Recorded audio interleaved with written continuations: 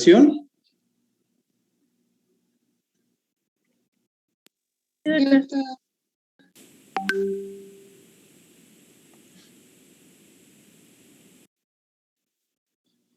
Ok. Bien, entonces estábamos hablando de la artritis séptica. Y les comentaba que es una de las 4 urgencias en ortopedia porque el cartílago articular se ve afectado en unas cuantas horas. A partir de 6 horas ya tiene cambios y a las 48 horas prácticamente ya hay daño irreversible. Entonces, por supuesto que es urgente resolverlo cuando lo identificamos, pero hay que tratar siempre de que no pase de 48 horas de haberlo identificado. La mayoría de las veces la artritis séptica del adulto se va a manifestar fácilmente por el aumento de volumen, la hiperemia, el tumor, la dificultad para la movilidad de la articulación. A veces es un poquito más difícil de identificar en los niños porque no siempre se manifiesta igual. ¿Alguien recuerda cuáles son las articulaciones más frecuentes en orden que sufren artritis séptica?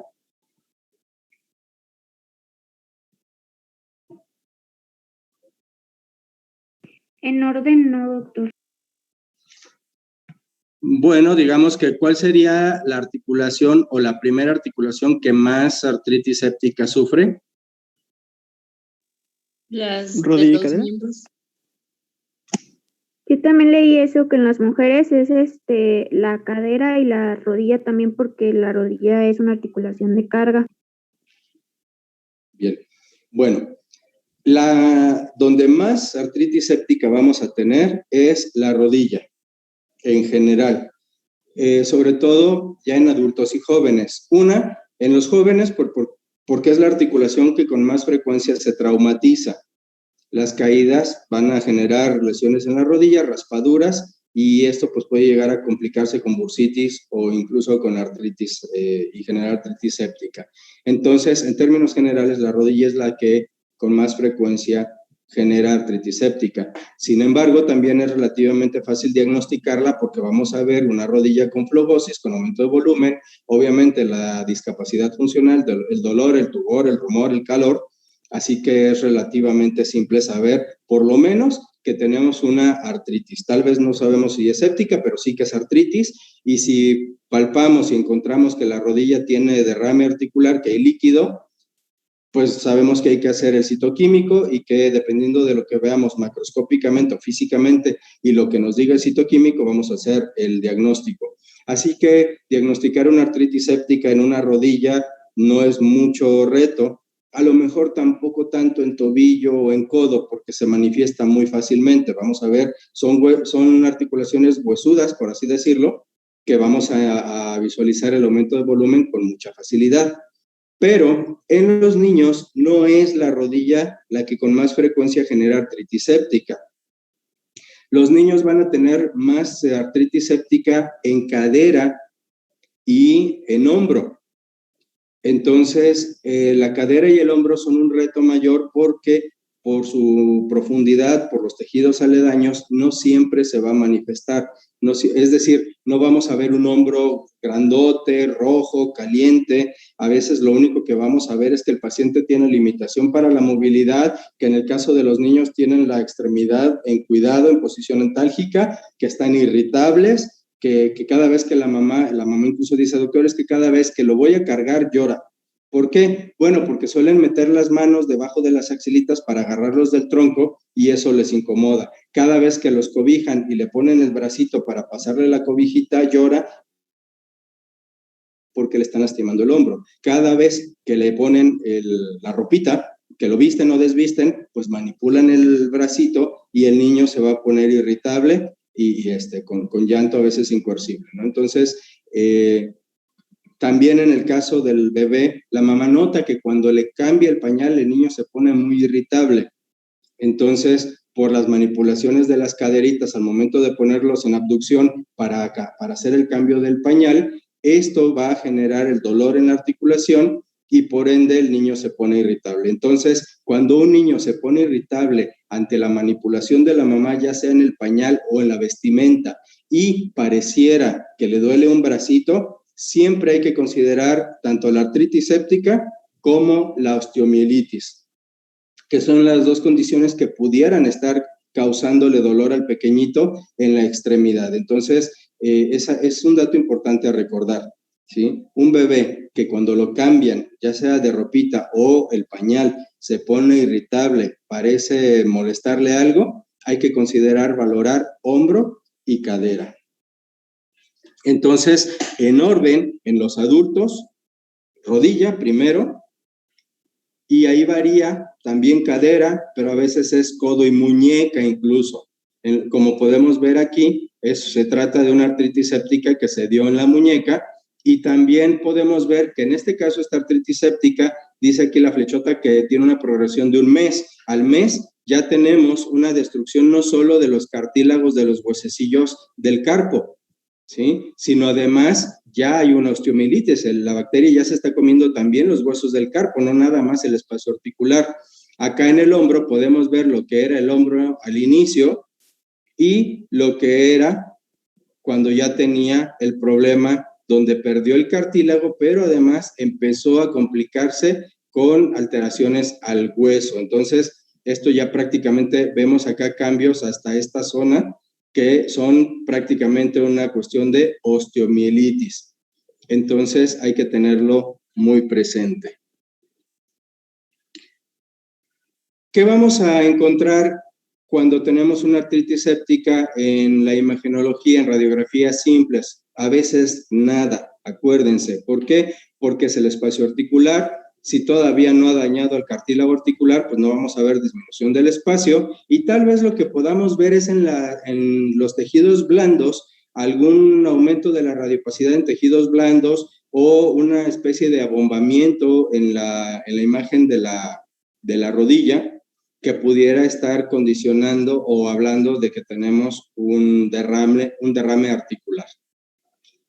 Cuando ya es avanzado, podemos ver erosiones óseas. Esto de temprano es muy relativo. En el caso de la tomografía y de la resonancia, que son estudios más sensibles, pues obviamente nos van a dar más detalle que la radiografía. Aquí es muy importante entender cuándo tomografía, cuándo resonancia. No son iguales, no sustituyen un estudio al otro, no es mejor la resonancia que la tomografía, porque es muy frecuente creer que porque la resonancia magnética es un poquito más fiel en la presentación de algunas imágenes, o incluso que es más cara, consideran como el mejor estudio que hay. Y no debemos suplir los rayos X mismos. Además, cuando se tiene poca pericia, una radiografía simple, como en este caso, pueden ustedes no saber qué es lo que ven en esta imagen de aquí abajo a la derecha, pero lo que creo que la mayoría puede saber es que no es normal. Entonces pueden decir, bueno, es que no sé qué tiene. Lo que sí le puedo decir es que no es normal, y eso podría ser suficiente para que lo pasen con el internista, con el geriatra, con el reumatólogo o con nosotros los ortopedistas. Así que la radiografía simple tiene esa bondad, que es relativamente fácil de ver, sobre todo en el caso del músculo esquelético. Aquí podemos ver que es fácil ver un hombro normal, y acá podemos ver que evidentemente tenemos anormalidades por lo menos en estas dos zonas, ¿sí? Si estamos acostumbrados a ver con relativa frecuencia las radiografías, pues no es muy difícil ver que aquí hay lesión. ¿Qué es? No sé, pero sé que hay lesión, y esto ya puede ser el motivo para que yo, como médico de primer contacto, médico general, pueda hacer una referencia oportuna y adecuada de un paciente. Aquí esta imagen tiene un recuadro donde en el recuadro tenemos una resonancia magnética correspondiente al mismo problema,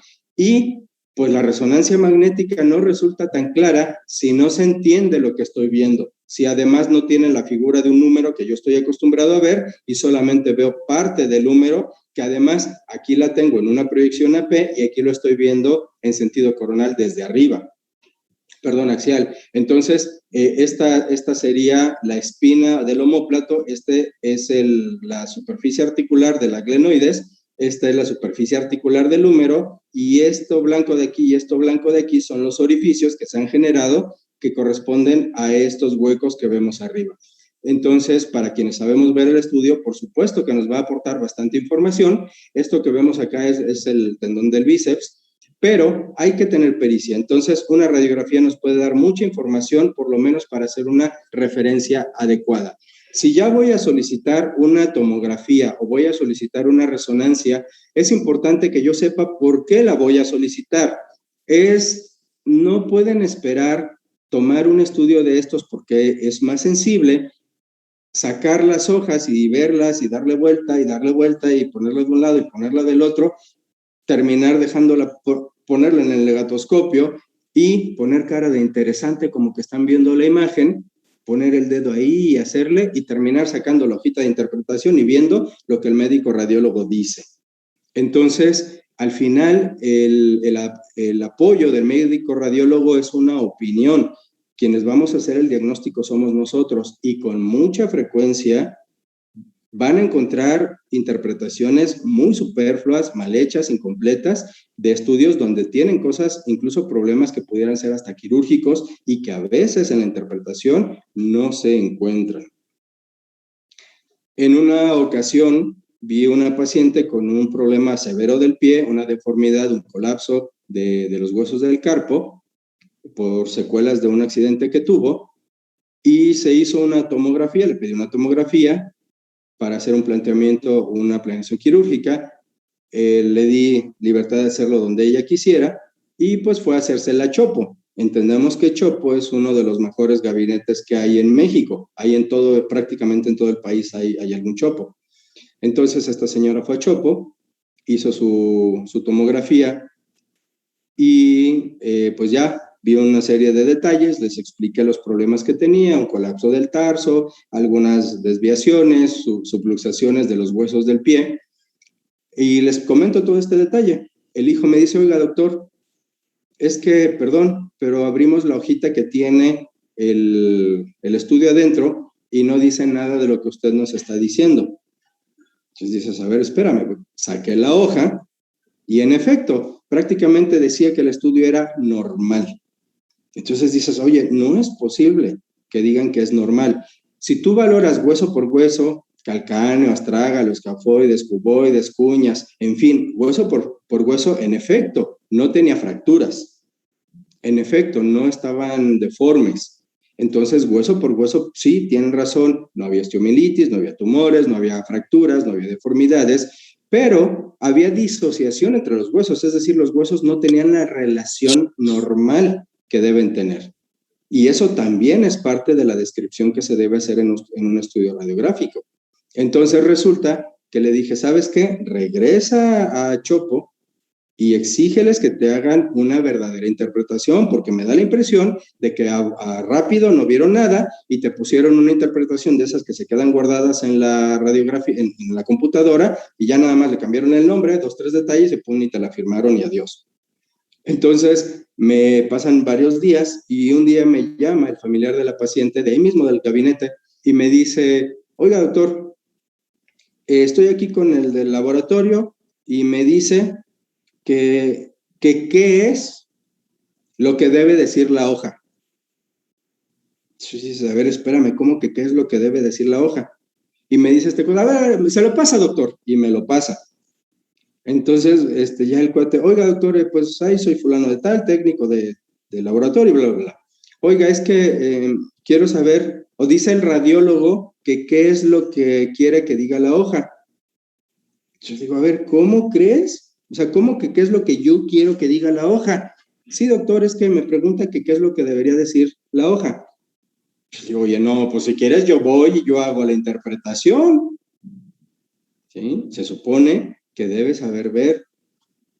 Entonces, no, pero es que dice que no le vio una lesión. Ok, yo jamás dije que haya una fractura o algo que él no vio. Lo que estoy diciendo es que revise y haga las mediciones adecuadas y que me diga si la relación entre los huesos son o no son normales. ¿Por qué? Porque está dando una interpretación normal en un pie que además estaba chuequísimo. O sea, tú veías el pie y el pie estaba completamente torcido. No puedes decir que es un pie normal. Pues ya, detalles como esos. Entonces, como médicos, no nos podemos fiar de la interpretación. Debe ser una guía, un apoyo de lo que nosotros como médicos en cada especialidad debemos saber. Un médico radiólogo no puede saber más de ultrasonido que el ginecólogo de ultrasonido obstétrico. Un médico radiólogo no puede, o no debería, no debería saber más de ultrasonido de hígado y vías biliares que un cirujano gastroenterólogo, ¿sí? Entonces, esa parte es muy importante. Por eso no pueden ceder el diagnóstico de una patología a un estudio de imagen o de laboratorio. Deben ustedes saber interpretar el estudio y hacer una correlación de lo que el estudio les muestra con lo que ustedes clínicamente están sospechando. Viene aquí una pregunta. Aquí hablábamos de la tomografía computarizada y de la resonancia magnética. Incluso podemos hacer uso también de la ecosonografía y la centellografía y algunos otros detalles. ¿Cuándo voy a pedir una resonancia? ¿Cuándo voy a pedir una tomografía? ¿Cuándo voy a pedir un ultrasonido? ¿En qué momento? Bueno, esto no es a contentillo. Tampoco es como que exista una norma para decidir qué es lo que voy a pedir. Lo único que sí les diría prácticamente es que siempre pidan rayos X. Siempre. A veces en los bebés no se piden rayos X porque como el esqueleto va en maduración, no ven la forma habitual del esqueleto porque buena parte todavía es cartilaginoso. Bueno, aún en esos casos hay que pedir rayos X. El ortopedista pediatra debe saber valorar los rayos X de un bebé, aunque ustedes vean huecos y huecos y huecos. Entonces, es muy importante pedir rayos X sin importar si la edad del paciente. Si es músculo esquelético, no obvien pedir rayos X, aunque aparte vayan a pedir resonancia, tomografía o cualquier otro estudio. Una pregunta. ¿Cómo determino cuándo pido una tomografía y cuándo pido una resonancia? ¿Quién me quisiera decir? ¿Quién cree saberlo? ¿O quién lo sabe, pues?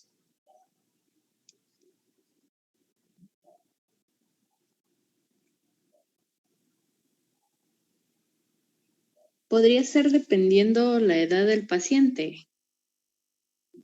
¿Por qué?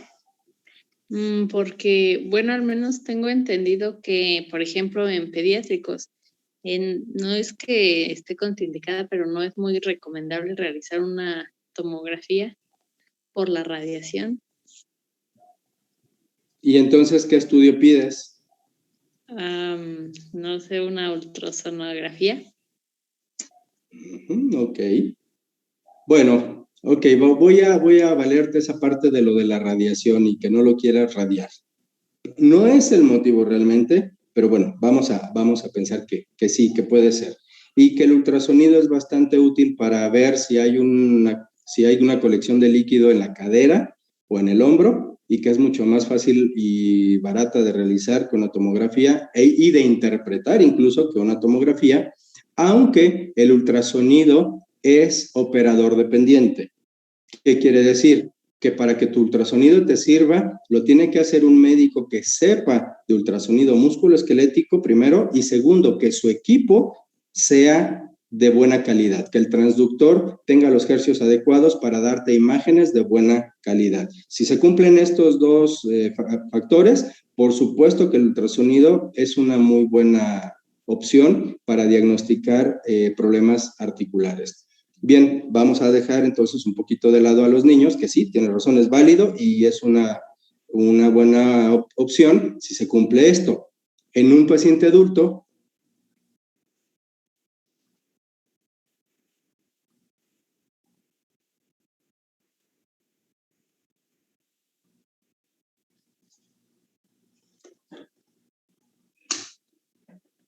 a ver, ¿quién? Acuérdense que no se trata de estar bien o estar mal, se trata de que en base a la propia participación que ustedes dan, podemos enriquecer y ampliar. Que además yo sé que lo que uno responde con frecuencia es lo que los demás piensan. Entonces, si respondemos a la duda de unos, o del valiente que se atrevió, o la valiente que se atrevió a responder, a veces automáticamente respondemos a los otros 4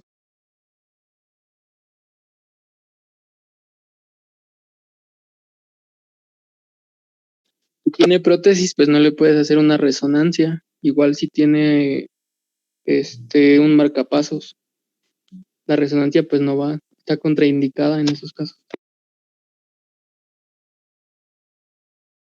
Doctor, su micrófono.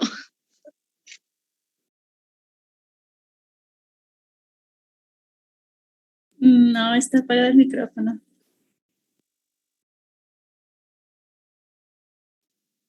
Su micrófono. ¿Ya? ¿Ya me escuchan? Ya, doctor. Ok, bien. El problema es que me están diciendo lo que no pueden hacer, pero no me he dicho lo que sí pueden hacer y por qué sí. O sea, el niño no porque lo radias, al otro no porque tiene un marcapasos. Bueno, sí, pero gracias a Dios no todos los adultos tienen un marcapasos. Entonces, no me digan a quién no, díganme a quién sí y por qué.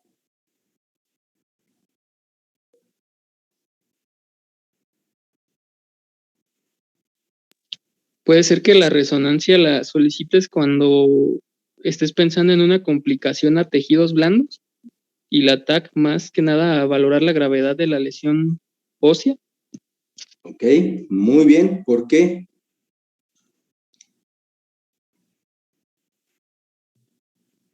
En otras palabras, ¿cuál es la física del estudio tomográfico? ¿Qué es una tomografía?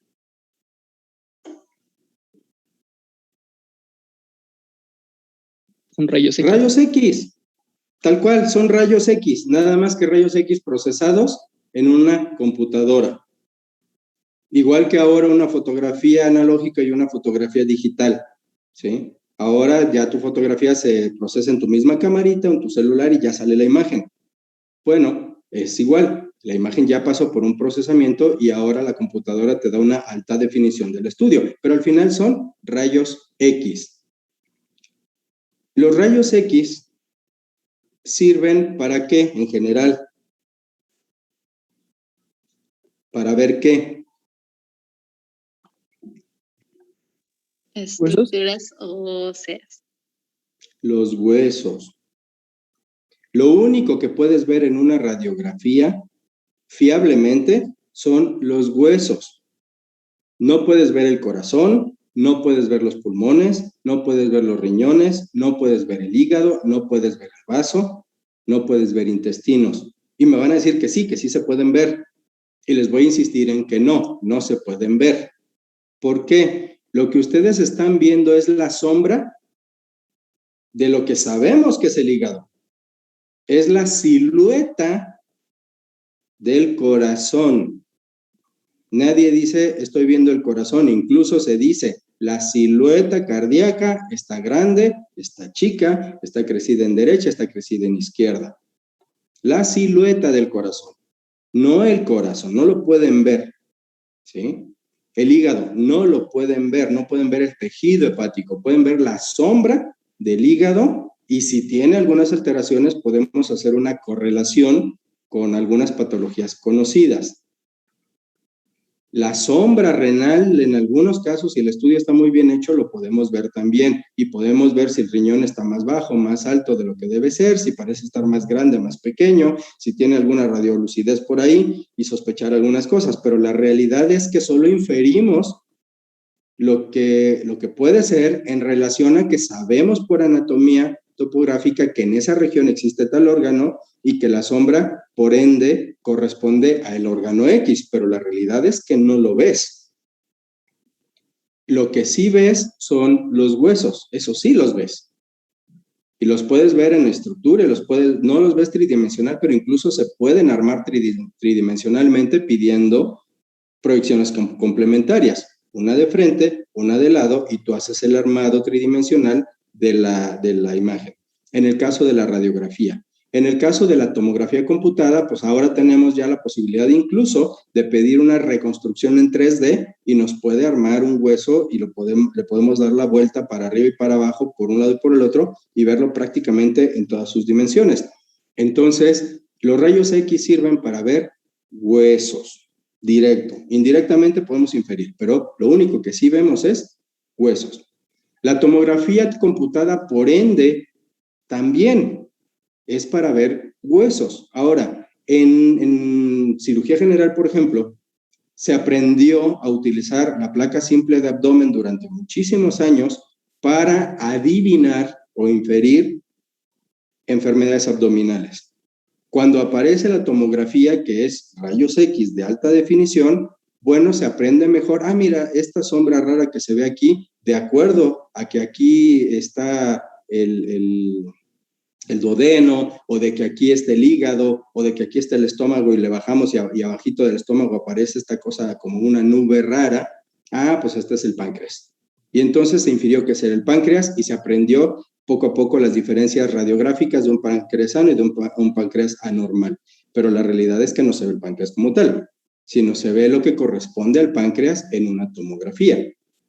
Y así otra serie de circunstancias. Entonces, de repente aparece la resonancia magnética. El problema de la resonancia magnética es precisamente su física. Por eso la tomografía no ha sido desplazada por la resonancia para algunas cosas, aún en tejidos blandos. ¿Cuál es la física de la resonancia magnética? El cambio de dirección de los electrones del átomo de hidrógeno. Ok, muy bien. Es decir, de acuerdo al nombre, resonancia magnética, ¿qué querrá decir eso de resonancia magnética? ¿Qué es la resonancia?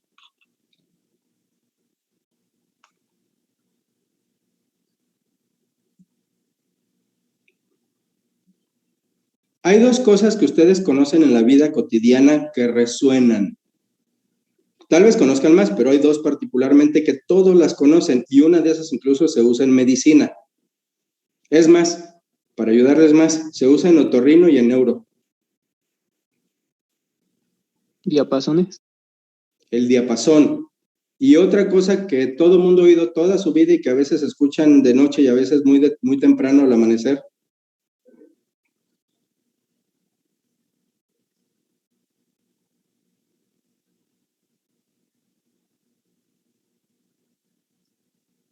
Sobre todo quienes vivieron o viven en pueblo. Campanas. Campanas, las campanas de los templos, ¿sí? Resuenan. ¿Qué quiere decir? Tú golpeas el diapasón y se oye el tum y se prolonga el sonido, ¿sí? Esa es una resonancia. La campana, tan, esa es una resonancia, ¿de acuerdo? Entonces, para los demás que se pongan en línea con esto, si estamos en una herrería, entonces se barre el piso y se concentra toda la rebabita que el herrero generó en el día de trabajo y se revuelve pues con la tierra, piedritas y demás que había en el piso. Y yo les digo, quiero que me separes la rebaba de la tierra, no las tires juntas, yo quiero que me separes la rebaba, no quiero que vaya junto con la tierra. ¿Qué hacen? ¿Cómo le harían para separarlo? ¿Como los frijoles, así? ¿Uno por uno? Una malla. Una malla. ¿Y qué tal si la tierra tiene el mismo tamaño de las rebabitas?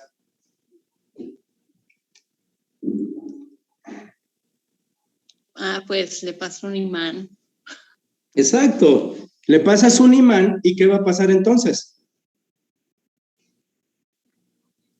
Pues se van a pegar las rebabas. Van a fluctuar y se van a recorrer y van a pegarse en el magneto. Digo, todos conocen a Magneto, ¿no? De los X-Men. ¿Qué pasa cuando Magneto aparece? Todo empieza a vibrar, ¿no? Empiezan a moverse los escritorios y se mueven las mesas y se mueven las cucharas y todo empieza a vibrar. Y sabes que viene Magneto, ¿no? Ok, esa vibración es lo mismo que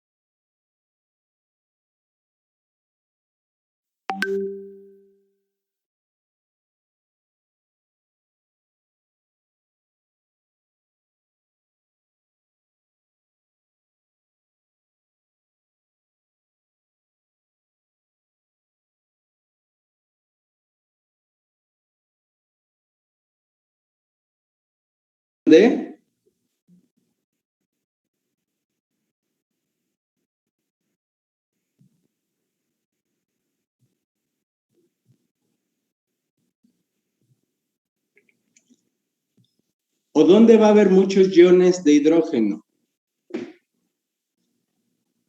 ¿En el agua? En el agua.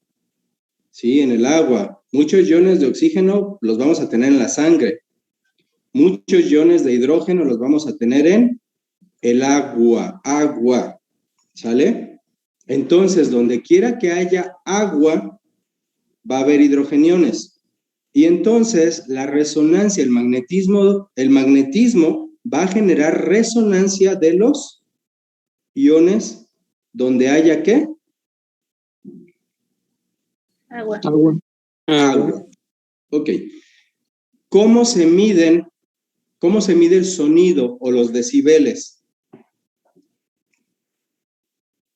¿Qué concepto usamos para hablar del nivel de sonido? Los decibelios, ¿no? Decibeles, sí, dije decibeles. ¿Cómo se miden los decibeles? O sea, ya sabemos que el sonido se marca en decibeles, pero ¿cómo se define el volumen de decibeles? Puedes Por la tener pocos frecuencia de decibeles o las muchos ondas. decibeles. ¿Perdón? Por la frecuencia de las ondas. Ah, bueno, son los hercios, sí, pero no.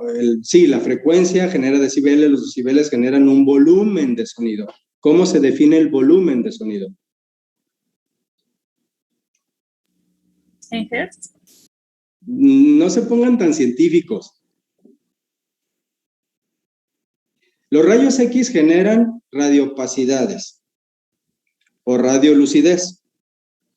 El ultrasonido y por lo tanto la tomografía también, radioopacidad o radiolucidez. El ultrasonido, ecogenicidad. Ya sabemos que el eco rebota y genera una imagen. La resonancia,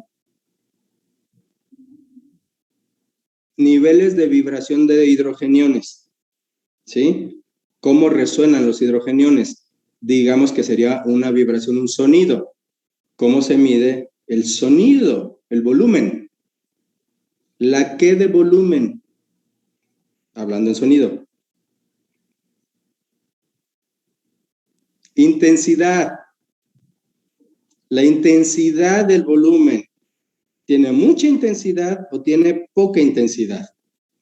Entonces, a diferencia de la tomografía que produce radioopacidades o radiolucidez, en este caso produce intensidades.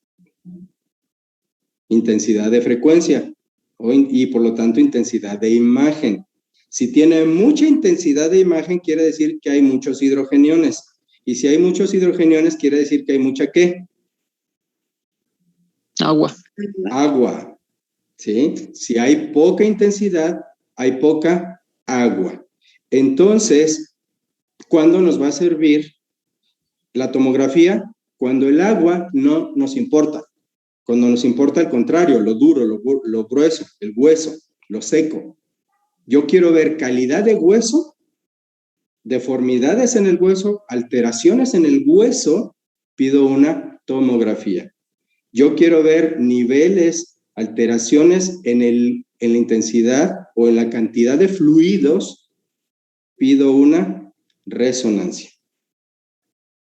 A veces dicen, es que la resonancia te permite ver más tejidos blandos. Es que en la resonancia ves mejor tejidos blandos. Sí, claro, pero es una explicación como muy, muy barata, ¿no? Ahora, lo interesante es, ¿por qué te permite ver tejidos blandos? Porque los tejidos blandos tienen agua. A ojo, pero no tiene la misma cantidad de agua el músculo, por ejemplo, que el celular subcutáneo. Incluso si el músculo es magro, tiene mucha cantidad de material proteico, de fibras, y no tiene tanta agua. Entonces, ahí es importante ver y entender cuándo voy a pedir una tomografía y cuándo voy a pedir una resonancia. Si estamos hablando de una artritis séptica, ¿qué me servirá más, la tomografía o la resonancia?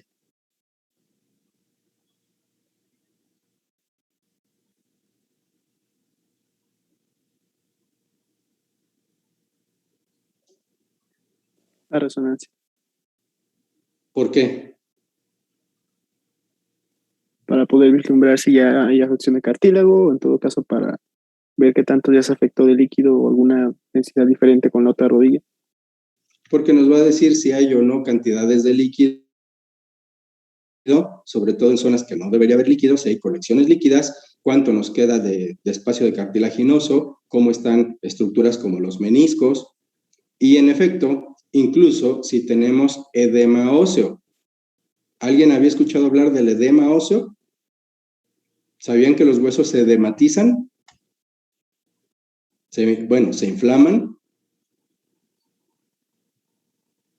No, ¿verdad? Como que suena raro que el hueso se inflame.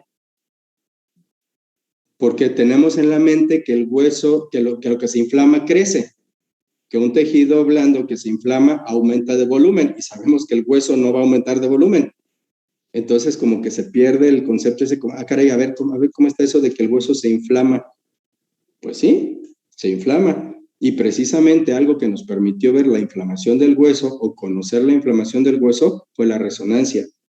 ¿Qué pasa si tenemos inflamación? Tenemos aumento de fluidos, tenemos extravasación, ¿sí? Entonces la extravasación va a generar aumento de fluido en un tejido donde no debería haberlo, por ejemplo una metáfisis de un hueso, y entonces en la resonancia vamos a ver mayor intensidad de señal en una zona donde no tendríamos que verla. ¿Y cómo podemos interpretar eso? Ah, caray, pues como que en esa zona hay líquido. Ese líquido puede ser un absceso dentro del hueso, ese líquido puede ser un tumor que contenga líquido, o ese aumento de intensidad puede ser precisamente un edema óseo, producto incluso de una inflamación, o en este caso de una artritis séptica que ya se complicó hacia la osteomielitis, que ya nos generó una osteomielitis de la metáfisis que está en esa articulación involucrada. Entonces, es importante, fíjense cómo es importante conocer la física de los estudios que estamos manejando. Muchas veces sabemos que existen, pero realmente no los entendemos, realmente no sabemos cómo vamos a utilizar un estudio y otro, cuándo vamos a utilizar un estudio y otro, cuándo por circunstancias muy particulares vamos a tener que sacrificar el estudio y vamos a usar otro, como en el caso de un marcapaso, donde en efecto el magnetismo va a afectar al marcapaso y por lo tanto no lo podemos usar. Bueno, pues en este paciente sí hago una tomografía y la complemento tal vez con un ultrasonido. La tomografía me permite valorar parte de los tejidos porque me da sombras, al final sí me da radiopacidades, me permite ver la calidad del hueso, y si tengo dudas sobre una imagen que veo ahí, entonces pido un ultrasonido y el ultrasonido me va a orientar a si se trata de una ecogenicidad de líquido, si se trata de una ecogenicidad mixta, si se trata de una ecogenicidad de grasa, si se trata de una ecogenicidad de tejido macizo como un músculo. Entonces eso también me puede orientar y puedo usar una combinación de estudios porque las circunstancias particulares no me permiten hacer el estudio que yo quisiera. Meter a un bebé a un resonador no se puede. ¿Qué se hace cuando hay que meter a un bebé a un resonador? Incluso al tomógrafo. ¿Alguien sabe qué se hace? Se sedan los niños. Hay que sedarlos. En los hospitales infantiles hay un anestesiólogo asignado a radiología, porque tienes que sedar al bebé para poderlo meter a un estudio de esos cuando es necesario. Entonces, a veces hay que suplirlo con estudios más simples, y si tú sabes analizar uno y otro y sabes complementarlos, puedes hacer una combinación de estudios que al final te podría dar más o menos la misma calidad de información que tú necesitas tener.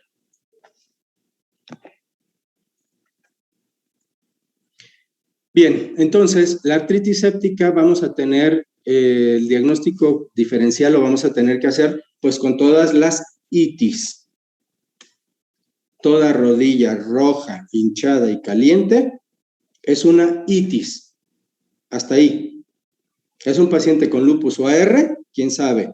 ¿Es un paciente con artritis gotosa? ¿Quién sabe? ¿Es un paciente con una artropatía traumática, con una hemartrosis? ¿Quién sabe? Lo único que sabemos es que está aumentado de volumen y que tiene una itis. Ahora, el antecedente nos puede orientar, obviamente. Un chico que estaba jugando fútbol, le dieron un encontronazo contra el compañero defensa cuando él iba a tirar, chocaron rodilla con rodilla y te llega con la rodilla enorme y roja, caliente, pues puedes pensar por el antecedente traumático que tiene una hemartrosis. Mínimo un derrame articular inflamatorio por el golpazo. Hasta ahí, pero eso solo lo vas a inferir. ¿Qué tienes que hacer para saber si es cierto o no?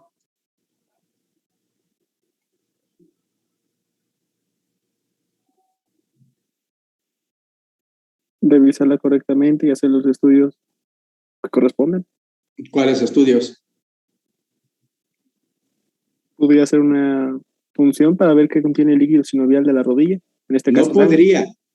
Es el estudio inicial. Acuérdense, el laboratorio no nos sirve. Radiografía nos orienta, pero cuando ya tenemos daño. Rodilla ocupada, y esto es tal vez lo más importante de toda la plática. Rodilla ocupada o articulación ocupada, hombro, cadera, lo que sea, que está ocupado, hay que puncionarlo. Simple, punto. Porque que tenga AR y que tenga un derrame articular no implica que no pueda, que ese líquido sinovial no se haya ya contaminado y ahora tenga una artritis séptica. Vimos al inicio precisamente que los pacientes con AR son de los más susceptibles a artritis séptica. Entonces no nos podemos quedar, pobrecito, tiene la rodilla hinchada porque es artrítico. Sí puedes, pero no te consta que eso sea una artritis inflamatoria. Entonces, si tienes suficiente líquido, si la rodilla está ocupada, hay que puncionar y hacer el citoquímico. ¿Sale? Entonces, eso no les toca a ustedes tal vez. Habrá alguien que se anime a hacerlo, que no es muy conveniente, pero bueno, el punto es que deben saber que hay que referirlo, que hay que hablarle al médico, que si se lo llevaste al internista y te dijo, no te preocupes, híjole, no, mejor llévaselo al trauma o al reuma, que también los reumas también de repente hacen punciones. Si el reuma lo funciona y lo ve nomás así al aire y lo tira, o tiene mucha confianza en sí mismo, o porque es francamente inflamatorio, quizá no te preocupes, es por inflamación, ok, ya te puedes quedar más o menos tranquilo.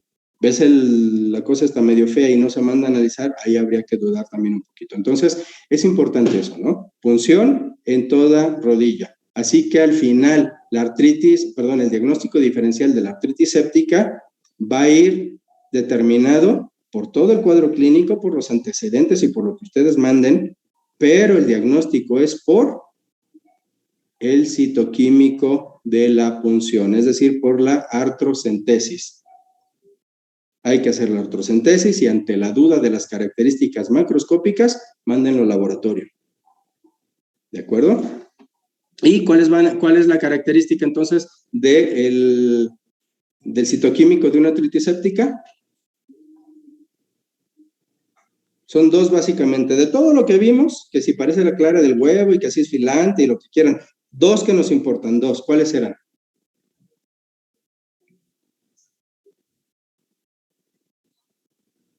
Karen hace caras porque se quiere acordar, pero no me peló. Y está es sufriendo la turbidez, y y microscópicamente si había presencia del patógeno. No, porque era puede ser neutrófilos y estéril. glucosa. ¿Cómo no? Neutrófilos y glucosa. La celularidad, predominio de polimorfonucleares, ¿más de cuánto? 70. 75, creo. 75%, no unidades por decilitro, qué sé yo, por ciento. Más de 75% de polimorfos. ¿Y el otro? Menos de 40 de glucosa. Más una diferencia mayor a 40 miligramos por decilitro de la glucosa plasmática. ¿Sí? Es decir, si tu paciente tiene una glucosa, le picas el dedo y checas un dextrose, si te tiene una glucemia de 110 y tú le haces un dextrose al líquido o en el reporte te dicen que tiene glucosa de 50, está menos de la mitad. Entonces, alguien se está comiendo el azúcar, las bacterias. Así que esos son los dos parámetros más importantes. ¿Por qué? Porque las artritis inflamatorias y traumáticas también nos van a dar aumento de los polimorfonucleares, también vamos a tener granulocitos elevados, pero La diferencia es que si tenemos más del 75% de polimorfo nucleares y glucosa baja, es artritis séptica, aunque no encuentren el bicho, aunque la tinción de Gram no les haya dado nada todavía. ¿Vale? Así que al final la imagen y la resonancia y la tomografía y todo lo que quieran es como para estadificar, como para ver qué tan grave es la lesión, pero no es para hacer el diagnóstico. El diagnóstico se hace con el citoquímico. Tratamiento, obvio, antibióticos. ¿Sí? ¿Cuáles? Un doble esquema, un triple esquema. Un doble esquema basado ¿en qué? En cubrir anaerobios y cubrir aerobios, lo más básico. Un paciente diabético puede tener E. coli y puede tener estafilococo aureus. Entonces vamos a manejar 2 antibióticos que se complementen y de preferencia que hagan sinergia. ¿Sí?